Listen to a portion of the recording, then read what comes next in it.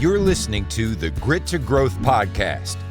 Real talk with real business owners and professionals who built their freedom the hard way and now want more time, money, and impact. Hello and welcome back, everyone. I'm Levi with Mailbox Money in Sioux Falls, South Dakota.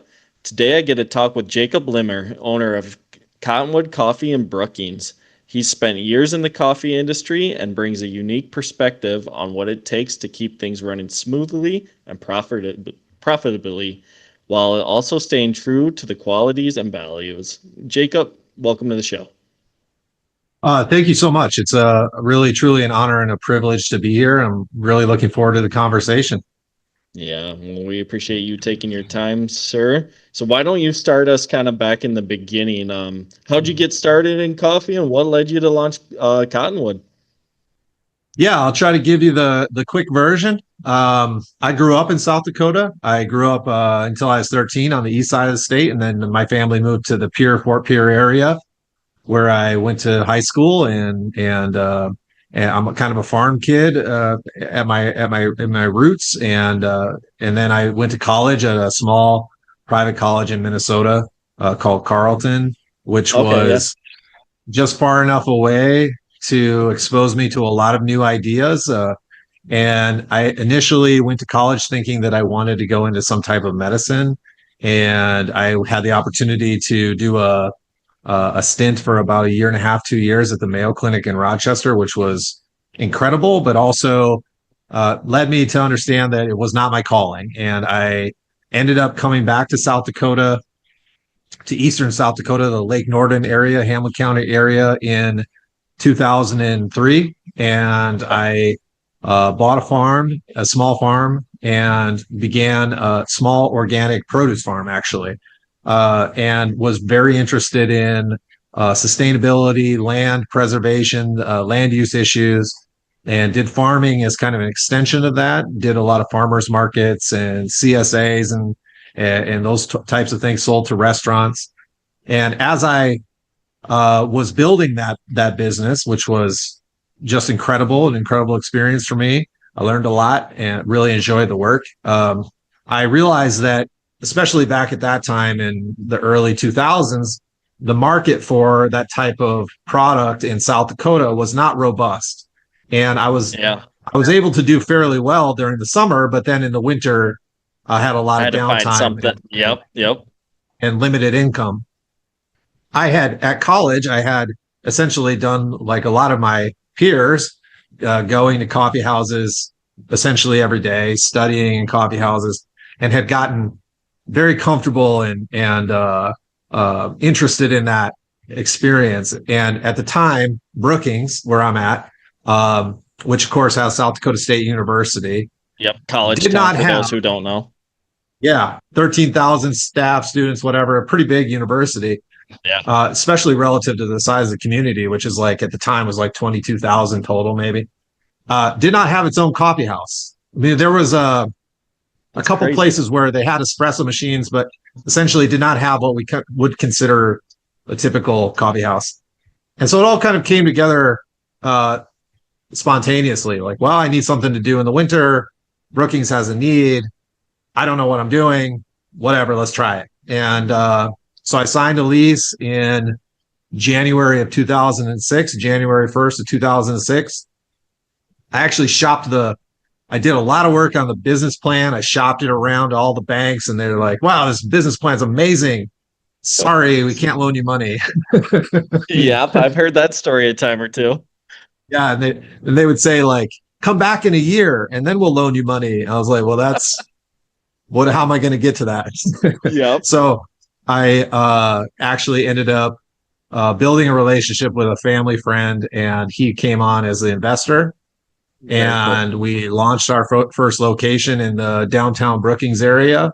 Kind of I think 1,800 square feet, seats about 40, very traditional sit-down coffee shop cafe. We do all the coffee drinks, do the sandwiches, soups, salads, those types of breakfast baked goods. Was the cafe part of it from the very beginning too, or did that it was all part of it at the beginning? Yeah. Yeah. And I'd love to talk a little bit about what my kind of initial branding and outreach ideas were, but I'll finish the kind of the intro part. So we started with just tremendous success, and we were filling a really um, a high demand need in the community, and Yeah. and so we were really fortunate. We had tons of people in and out all the time. And my partner and I thought, well, this is a little rookie mistake. We thought, well, if this is working, let's do it again. And so we started shopping around for other locations, and we found a location on the east side of town. It's only a mile or a mile and a half from our other location. And it was bigger. It was in a more of a shopping complex, strip mall type thing, and already had a kitchen facility. And as an organic farmer, I had, I most of what I was making for myself was from scratch using real ingredients. And I thought, well, that's a good fit for a supplemental business. And so we opened what we call Cottonwood Bistro. And we opened that probably 2 years after the first one, and around that time, and really focus more on from scratch breakfast, lunch. We've messed around with doing dinner services and things like that. That was too much too soon, and I would say even 17-ish years later, I'm still paying the price for those mistakes. But I have really enjoyed it. I love it. It probably just wasn't a good decision at the time, and brute force and persistence got me to still having the doors open today. But there probably were easier paths. Yeah. And then there was a period of stabilizing. In 2011, I bought out my partner. I became the sole owner. Around that same time, I started roasting coffee for myself. Prior to that, I was buying from another wholesale roaster. Okay. That's interesting. And so that was a pretty big shift in our business model. And then around 2014, I actually opened a location on the SDSU campus, which we ran for about 3 years. And I'll tell you that when I did that, I was convinced that it was my golden ticket. Like, how can this do anything but print money? And turns out I was wrong about that for a lot of reasons. And so we closed that down. It was pretty much a break-even experience, a lot of work. And so we closed that one down. And then in the last few years, I've been really focused on our wholesale program, selling coffee to other shops that don't roast for themselves, other restaurants. We had a very large deal with Walmart. We were in about 250 stores in the upper Midwest in Walmart. And then also e-commerce. And then I don't think a lot of people know this, but I've also started doing some consulting. And so that's something I've been focusing on in the last year or so. But that kind of gets us to is the name of that company, right? Excuse me? Upsuit is the name of that consulting company, right? Yeah, so I do. I actually do consulting through them, and then I had a very fortunate situation where I've known a business author named Mike Michalowicz for about 10 years. He wrote Profit First, and we've been personal friends. And so he's brought me on as a consultant within an agency that he has just, within the last couple of years, launched, called the Prosper Group, which is a very interesting model. And so I'm doing industry agnostic consulting under this banner, using a lot of the work that Mike Michalowicz has put out into the world. And that's been great. That's awesome. So are you pretty much bringing your full, like you said, there's mistakes you knew you made at that point in time, and you're kind of helping people try to avoid those ones, huh? That's a really good way of framing my entire philosophy around consulting. I don't know everything, very, very far from it. But what I do know is what I've done, what's worked and what hasn't worked. And then I will talk to a company or a client or an owner, and we'll talk about what they've done, what has worked and hasn't worked for them. And we'll think about bigger picture. And we often will come to a very reasonable strategy or game plan based on that. So I'm not a pontificator. I don't come in and claim to know what you need to do. It's collaborative, and that seems to work quite well. That's amazing. So, is people, the clients you're working with, do they tend to be more local South Dakota, or are you going all over the place there? Yeah, so at the moment with Prosper Group, I'm working with I'll just give you uh, a company in a couple companies in Houston area, one in Florida, one in the New Hampshire, Vermont area, uh, one in Wisconsin. So they're kind of all over the place, and they cover a wide range of industries, typically in the 1 to 15 million annual revenue range. That's kind Okay, of a sweet spot for us. Yeah.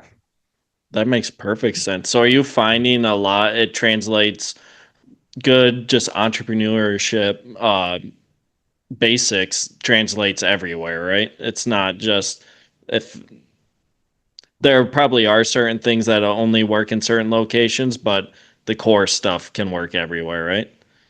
Yeah. So one of the advantages we have is that Mike and the co-founder Greg, they have a vast network of experts. And it just as an example, so we'll leverage outside expertise when we need to in very specific cases where our wheelhouse, it's outside of our wheelhouse. So like let's say maybe medical billing, for example. I don't know anything about medical billing, but we can bring someone to bear that has that specific expertise. That makes Actually, sense. my first experience with the Prosper Group, they brought me on to consult one of their existing clients who owns a coffee company in Indiana. And they had decided that it would make sense for him to begin to roast for himself. And so they brought me on to specifically consult him on roasting. And so that's just an example, but to your point, and I think this is the most important one, the business principles are fundamental. They span every industry, every application, every model. You have to get the customers in. It has to be efficient. We have to be cognizant of profit.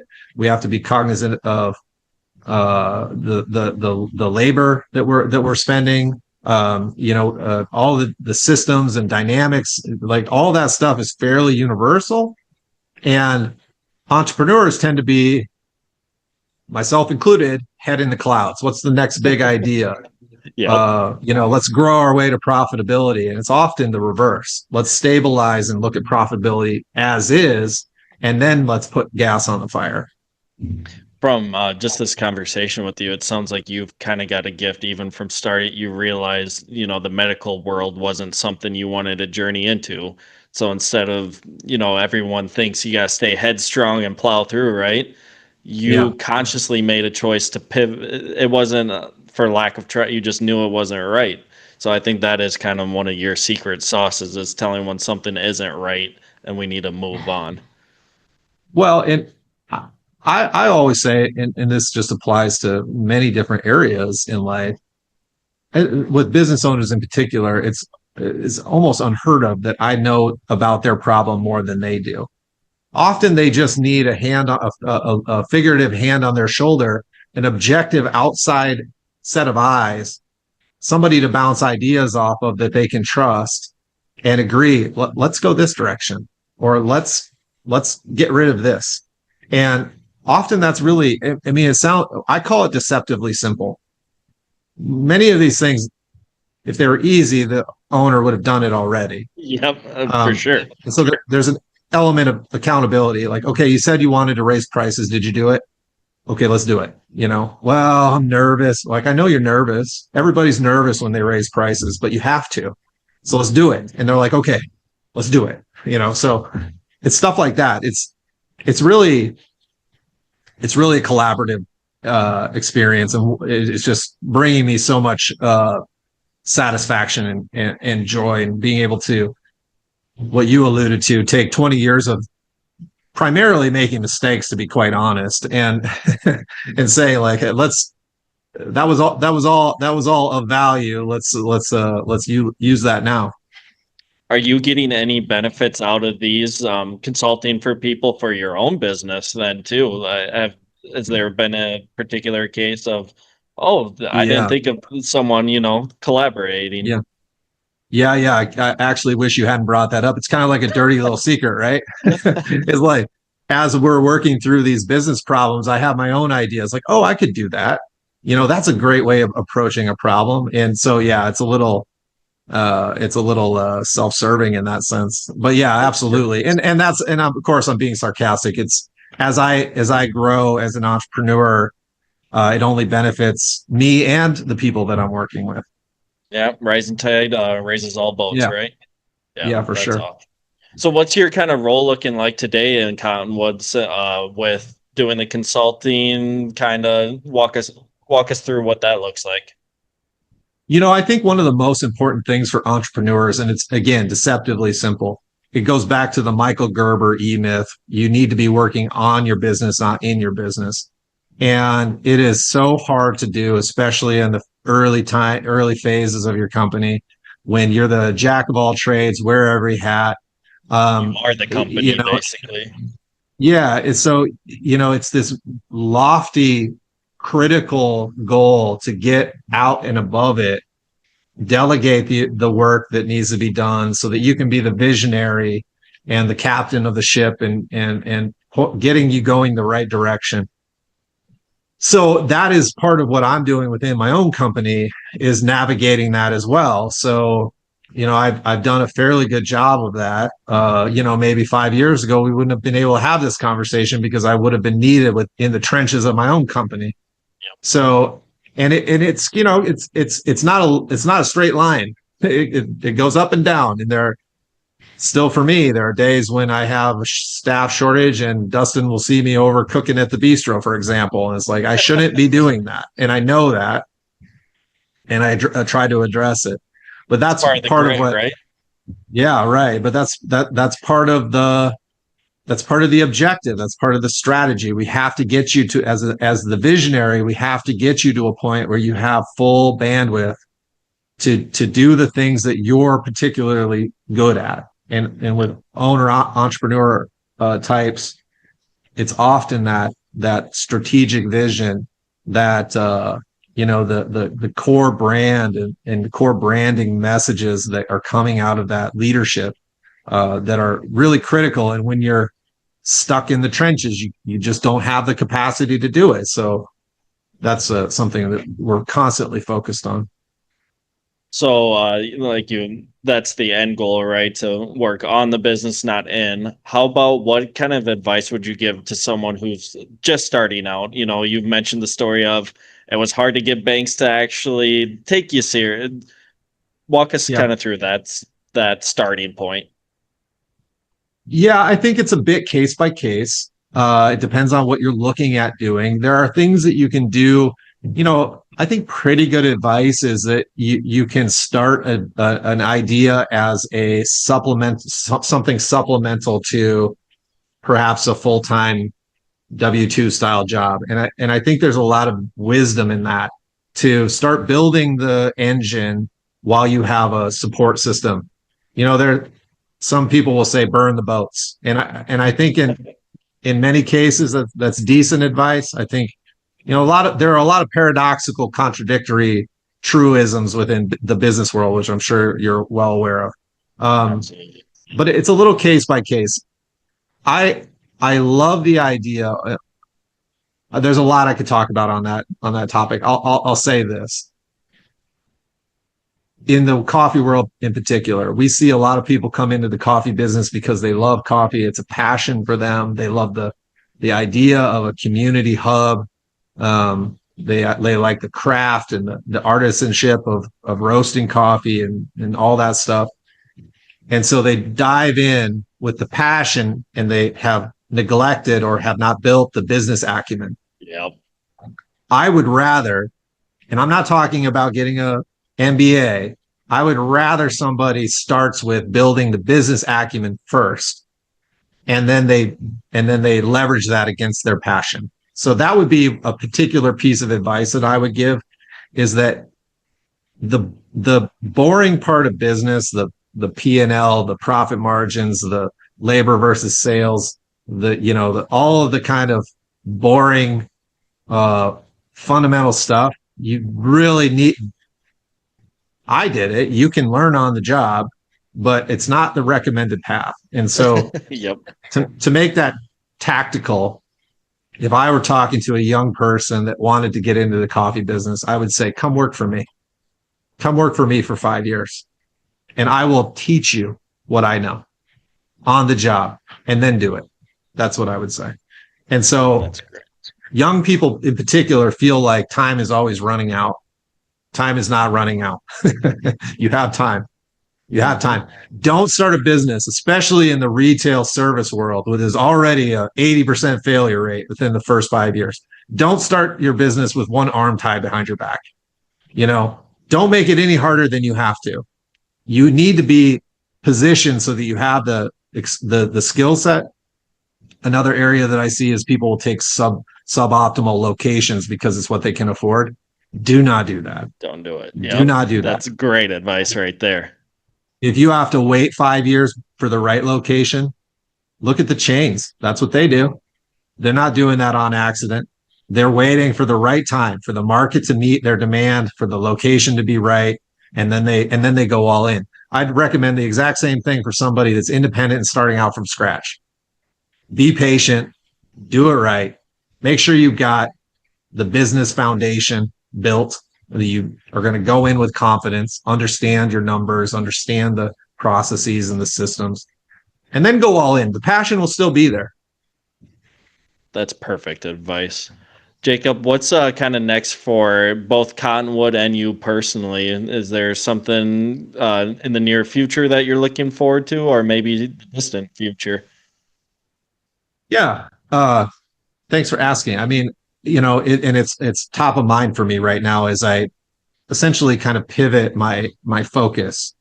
And just going back to the previous question, that is a precarious move on my part. It's important to stay laser focused for especially in the building phase of a business, and that can be within product offerings. That can be within business types. So if you're a roofer and you're really good at it, maybe don't get into painting yet, for example, just because you see the opportunity. Be the best roofer first, and build a business that's working without you first, and then do that. But to your point, to the question, I'm navigating how to effectively delegate all of the work that I have been doing for the up to now, and to make sure that my existing company can run without me, because I do love consulting, and I do want to spend more of my time doing that, but I have to be very cognizant of that balance. So it's tempting to just go all in on consulting and hope for the best with a 20-year company. I'm not going to do that. Yeah. I'm not going to do that. So I'm taking baby steps toward the consulting while backfilling within the roles and responsibilities in my existing company. But that's what I see for my future. I'm just deriving so much satisfaction out of being of service to other entrepreneurs. And when we get something right, and I know that we save them money and time and pain, there's no feeling like that to me, because I have talked to so many entrepreneurs that, to a person, work so hard and they try so hard, and it is a struggle. And to give them a clearer path or an easier path is just that's it for me. I love that. So I see myself doing a lot more of that. Yeah, besides their success, it's just life enjoyment. I'm gonna beat your head against a problem. I could easily see how you enjoy helping people do that. Well, a favorite saying of mine is that a business should serve you, not you serve the business. And again, easier said than done, of course, but that is the goal. The goal, and it's, when Dustin talks about mailbox money, I get it. This is about having a family and a community and a life outside of work, and hobbies. Entrepreneurs laugh. Hobbies, what are those? That shouldn't be a joke. All the time. Yeah. No, you need that life work balance for sure. Yep. Well, Jacob, if people want to connect with you and get in touch with your services or learn more about Cottonwood, where would be the best place to send them, and how would they do it? Yeah, great. I mean, you can get a hold of me through our Cottonwood website, cottonwoodcoffee.com. I have a personal website, jacoblimmer.com. I'm on LinkedIn, social media. You can come and see me. I'm happy to give a little quick tour of what we're up to. I do love to connect and build relationships with all sorts of people, especially other business owners, talk shop, share notes. So Great. That's awesome. Well, Jacob, thank you for your time today, and thank you everyone for listening to the show. We'll see you on the next one. Know someone with serious grit and a great growth story? Send them our way at grittogrowthpodcast.com/guest.